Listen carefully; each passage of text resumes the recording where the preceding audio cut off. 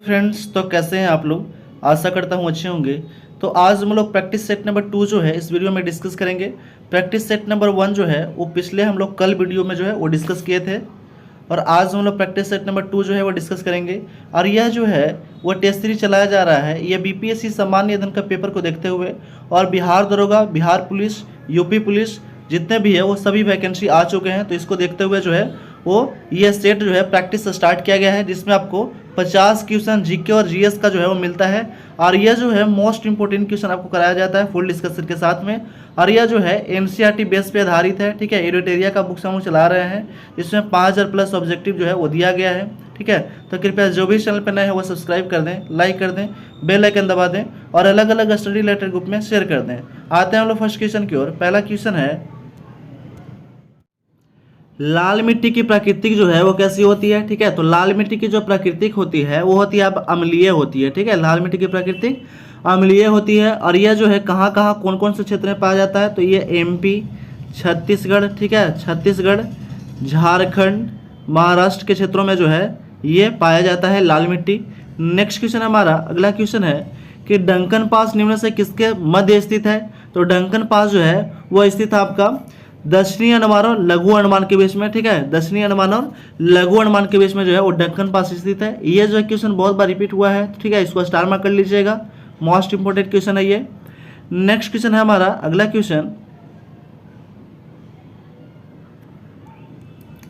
किसने बहुउद्देशीय नदी घाटी परियोजना को आधुनिक भारत का मंदिर कहा था, ठीक है। किसने बहुउद्देशीय नदी घाटी परियोजनाओं को आधुनिक भारत का मंदिर कहा था, तो कहा था आपका जवाहरलाल नेहरू कहा था। किसने कहता है, तो जवाहरलाल नेहरू जो थे वो कहे थे।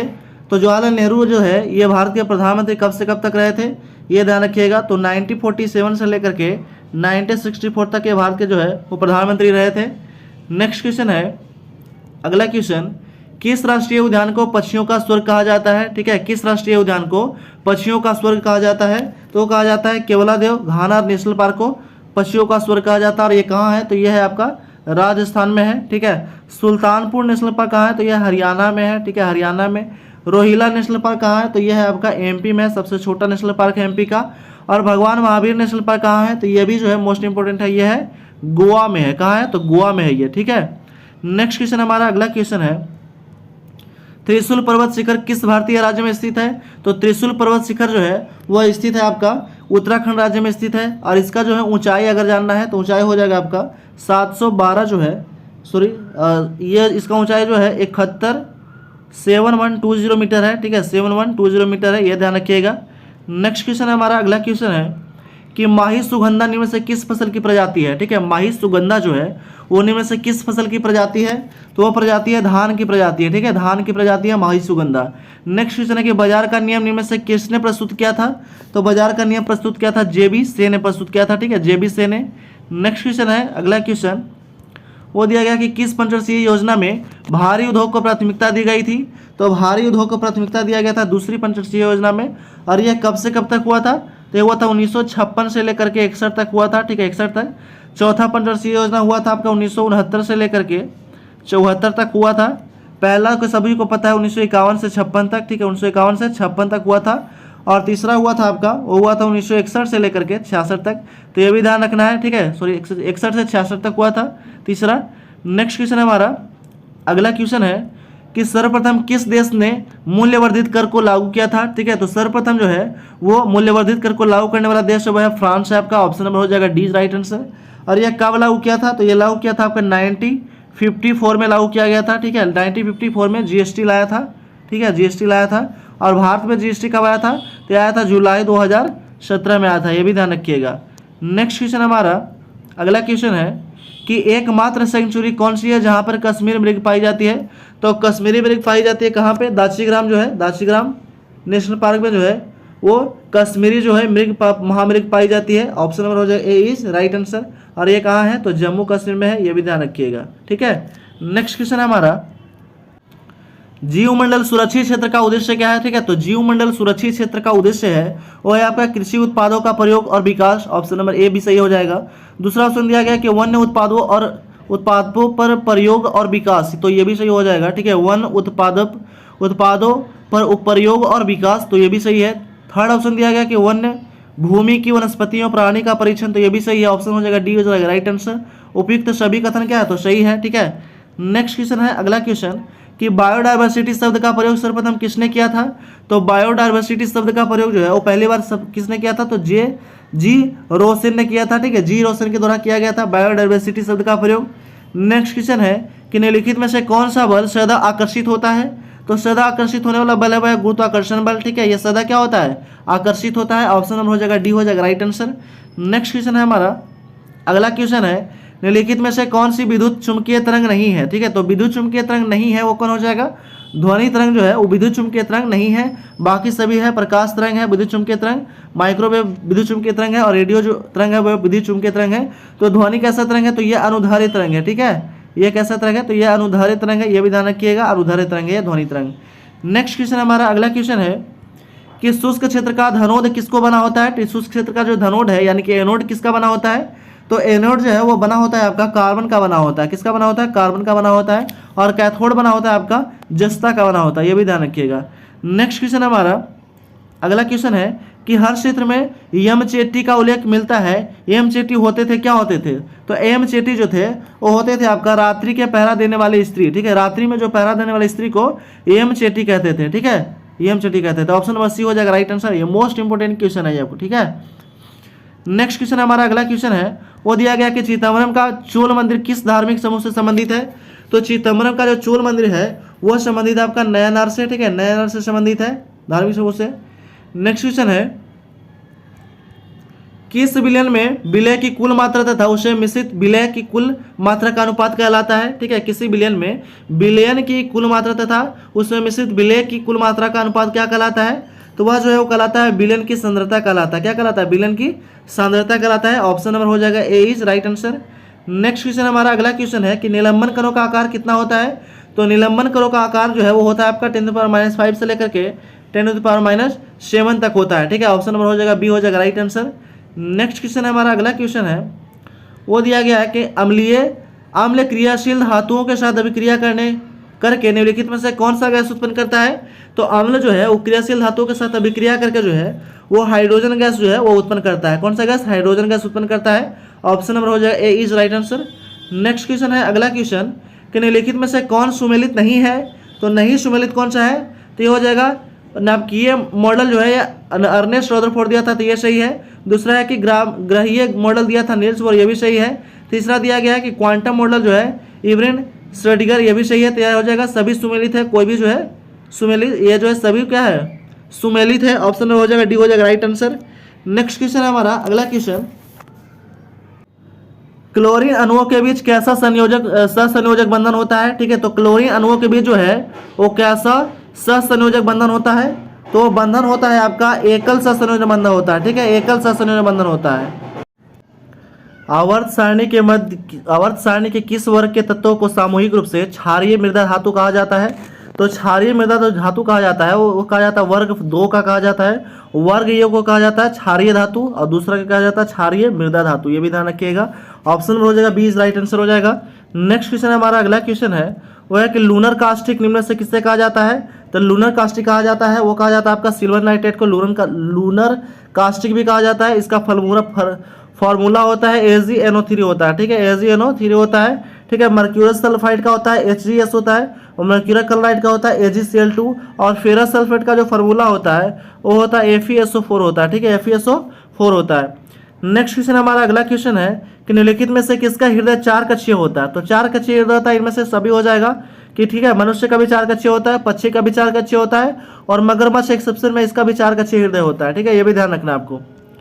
नेक्स्ट क्वेश्चन हमारा अगला क्वेश्चन है, वो दिया गया कि निम्नलिखित में से कौन सुमेलित नहीं है। तो कौन सुमेलित नहीं है, ये हो जाएगा अमाशय अम्ल का निर्मोचन है, तो ये सही है। दूसरा दिया गया कि बड़ी आंत जल का अवशोषण करता है, ये भी सही है। तीसरा दिया गया ऑप्शन कि छोटी आंत पचे हुए भोजन का और उदर वाहिकाओं का अवशोषण करता है, तो ये भी सही है। चौथा कथन है कि यकृत शरीर की सबसे बड़ी मिश्रित ग्रंथि है, तो मिश्रित ग्रंथि नहीं है, सबसे बड़ी ग्रंथि है, यानी कि डी हो जाएगा राइट आंसर। ठीक है, सबसे बड़ी ग्रंथि, यहाँ पे ये जो है मिस्टेक था। ठीक है, तो यहाँ पे गलत है, ऑप्शन हो जाएगा D right answer. Next question हमारा अगला क्वेश्चन है, वो है कि मानव शरीर के परिसंचरण तंत्र के किस भाग में ऑक्सीजन रहित रक्त का प्रवाह होता है। तो ऑक्सीजन रहित रक्त का जो प्रवाह होता है वो होता है आपका महाशिरा में होता है। कहाँ होता है, महाशिरा में होता है। ऑप्शन नंबर हो जाएगा सी, हो जाएगा राइट आंसर। नेक्स्ट क्वेश्चन हमारा अगला क्वेश्चन है, वो दिया गया है कि वाष्प उत्सर्जन है, ठीक है, वाष्प उत्सर्जन के लिए पौधों की निम्नलिखित संरचनाओं में कौन जिम्मेदार है।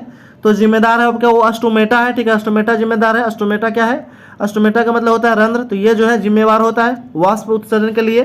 ठीक है, इसमें छोटे छोटे छिद्र होते हैं, इसी के द्वारा क्या होता है, वाष्प का उत्सर्जन होता है।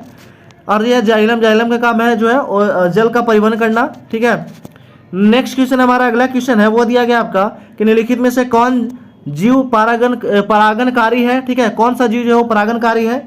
तो परागणकारी जो जीव है वो है आपका सभी है। ठीक है, मधुमक्खी भी है, चमगादड़ भी और पक्षी भी जो है ये सभी क्या है, तो परागणकारी जीव है। ठीक है, नेक्स्ट क्वेश्चन है कि खनवा का युद्ध बाबर और किसके साथ किसके बीच हुआ था।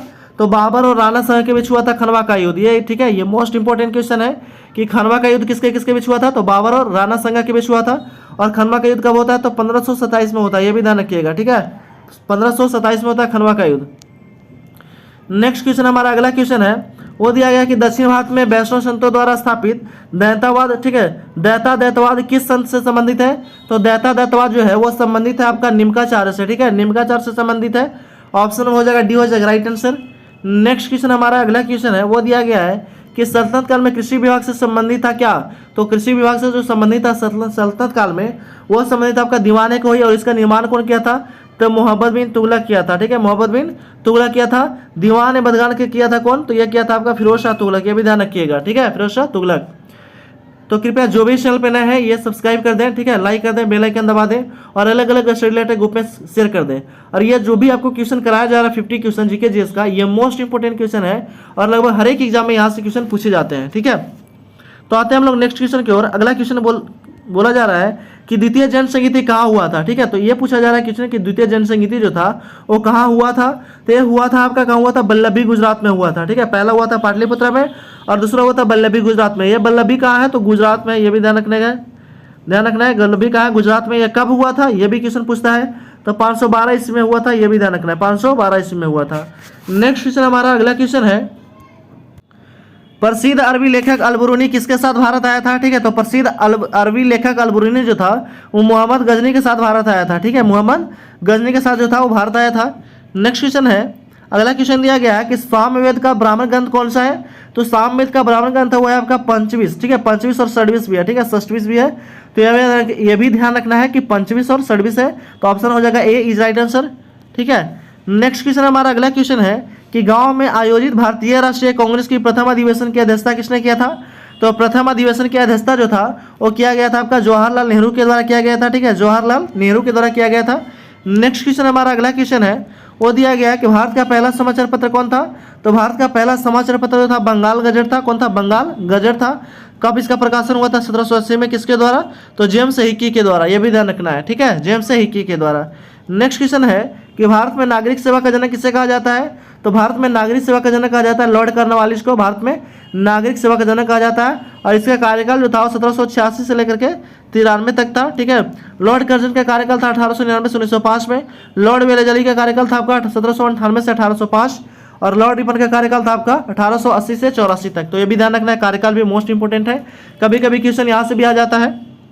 हम लोग आते हैं नेक्स्ट क्वेश्चन की ओर। तो यहाँ पे सुमिलित करना है आपको सूची 1 और सूची 2 को, संस्था और संस्थापक। ठीक है, संस्था और संस्थापक को सुमिलित करना है।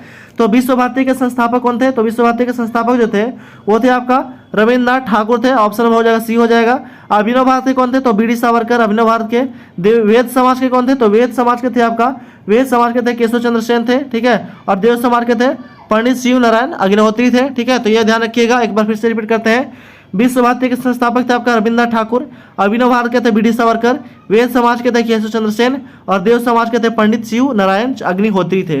ठीक है, अगर हम लोग ऑप्शन की बात करते हैं तो ऑप्शन हो जाएगा इसमें डी हो जाएगा राइट आंसर। ठीक है, ऑप्शन नंबर हो जाएगा डी राइट आंसर हो जाएगा। नेक्स्ट क्वेश्चन हमारा अगला क्वेश्चन है, वो दिया गया है कि निम्नलिखित में से कौन सुमेलित नहीं है, ये बताना है कौन सुमेलित नहीं है। तो देखते हैं हम लोग, पहला दिया गया कि शासन की संसदीय प्रणाली ब्रिटेन से लिया गया, तो ये सही है। दूसरा है कि राज्य के नीति निर्देशक तो आयरलैंड से लिया गया, तो ये भी सही है। तीसरा है कि समर्थित सूची जो है कि अवधारणा ऑस्ट्रेलिया से लिया गया, तो ये भी सही है।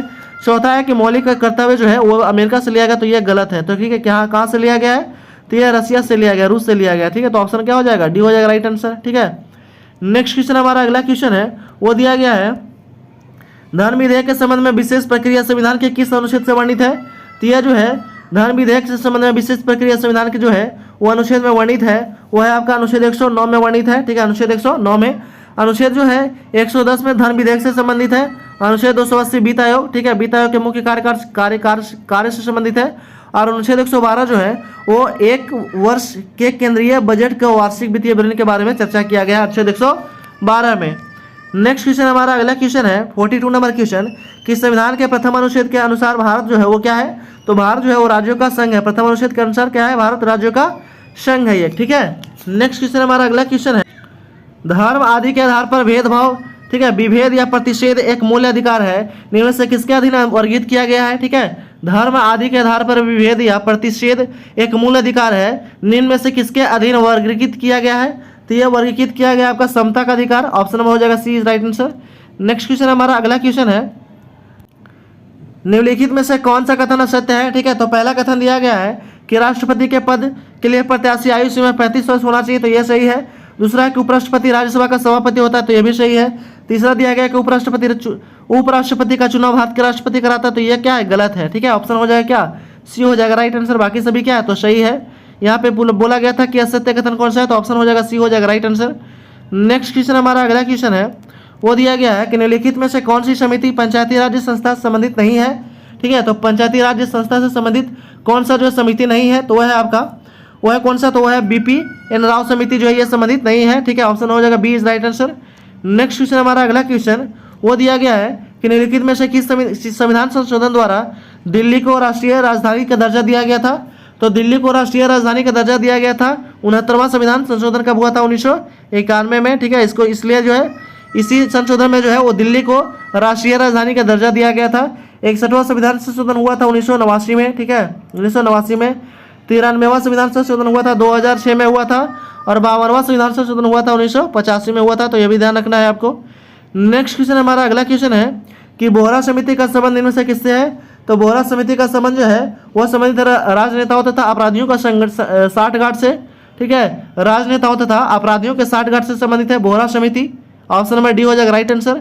नेक्स्ट क्वेश्चन हमारा अगला क्वेश्चन है कि एक ही राज्य में बहने वाली भारत की सबसे लंबी नदी कौन है। तो एक ही राज्य में बहने वाली भारत की सबसे लंबी नदी आपका लूनी नदी है। ठीक है, लूनी नदी लंबाई कितना है, तो 495 किलोमीटर है। यमुना नदी की लंबाई कितना है, तो यमुना नदी की लंबाई आपका 1376 किलोमीटर है, 1376 किलोमीटर। गोमती नदी की लंबाई आपका 475 किलोमीटर है। ठीक है, 475 किलोमीटर। और गंगा नदी की लंबाई है 25 किलोमीटर। ठीक है, यह भी ध्यान रखिएगा। नेक्स्ट क्वेश्चन हमारा अगला क्वेश्चन है कि विश्व कप फुटबॉल के प्रथम विजेता कौन थे।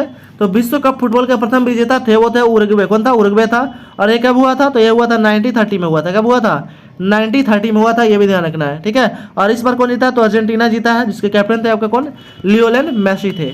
नेक्स्ट क्वेश्चन है, और इस वीडियो का लास्ट क्वेश्चन है 50 नंबर क्वेश्चन। ठीक है, निम्नलिखित में से कौन सा ग्रंथ यवनों का भारत पर आक्रमण के विषय में बताता है। ठीक है, निम्नलिखित में से कौन सा ग्रंथ है जी यवनों का भारत पर आक्रमण के विषय में बताता है, तो वह है गार्ग्य संहिता। कौन बताता है, गार्ग्य संहिता बताता है। ठीक है, 10 कुमार चरित्र के लेखक कौन है, तो दंडी है। विक्रम देव चरित्र के लेखक है बिल्हन, और आपका अष्टाध्यायी के लेखक है पाणिनि है, तो यह भी ध्यान रखना है। तो इस तरह जो है प्रैक्टिस सेट नंबर 2 जो था वो समाप्त कर चुके हैं। तो कृपया जो भी चैनल पर नए हैं वो सब्सक्राइब कर दें, लाइक कर दें, बेल आइकन दबा दें, और अलग अलग स्टडी रिलेटेड ग्रुप में शेयर कर दें। और जिनका भी एग्जाम आने वाला है या जिनका भी एग्जाम चल रहा है उसके लिए ये मोस्ट इंपॉर्टेंट प्रैक्टिस सेट चलाया जा रहा है। ठीक है, तो कृपया अभी तक जो भी सब्सक्राइब नहीं किया वो जरूर से जरूर सब्सक्राइब कर दें, लाइक कर दें, और अलग अलग स्टडी रिलेटेड ग्रुप में भी शेयर कर दें। Thanks for watching.